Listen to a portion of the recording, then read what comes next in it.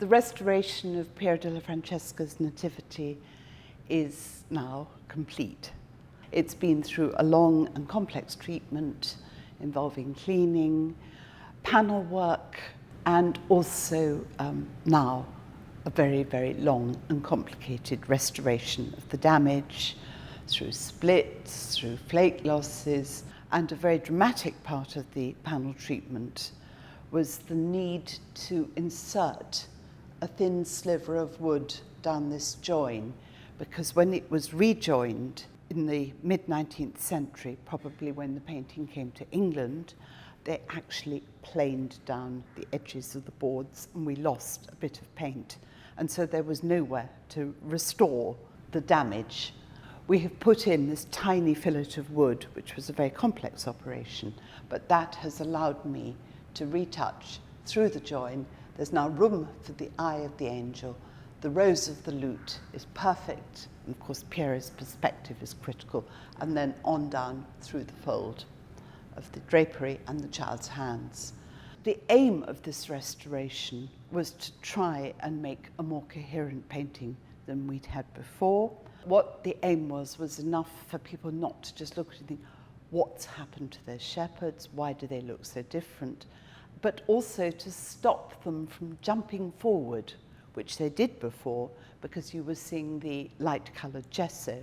And the aim of retouching the shepherds was to make them go back into space, so that we had this coherent space that Piero had planned. The number of things we've seen in this picture that nobody had ever seen before is quite alarming, actually. You realise such a famous picture, you can go on and on looking at it, and these things emerge. What these light patches are is where a shaft of light is bursting through the hole in the stable roof. Now, even that hole in the roof wasn't very clear before, especially when it had a dirty varnish.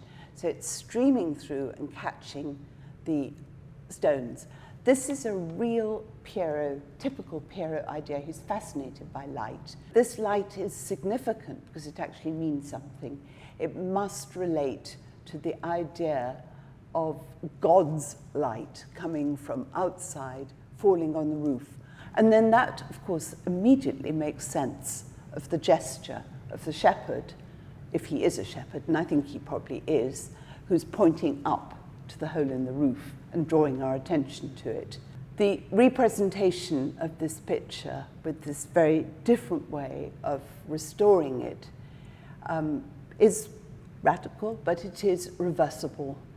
Everything we use can be dissolved off with very, very mild solvents. This has always been a much-loved painting, but I think most of us, when looking at it, we thought, oh, but what a shame, what a pity that this whole area was so damaged. We've learnt to live with it and accommodate it.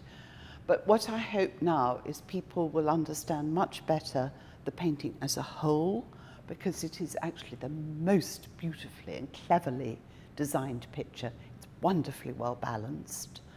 We have an exciting plan to relaunch the painting for Christmas. It's not going to go into a big gallery with lots of other pictures. It's going to go in a rather small room all by itself, no other paintings, because we want to encourage people to contemplate the picture and also perhaps catch some of the mood of the painting. It's a really quiet, contemplative picture. It's almost a meditation.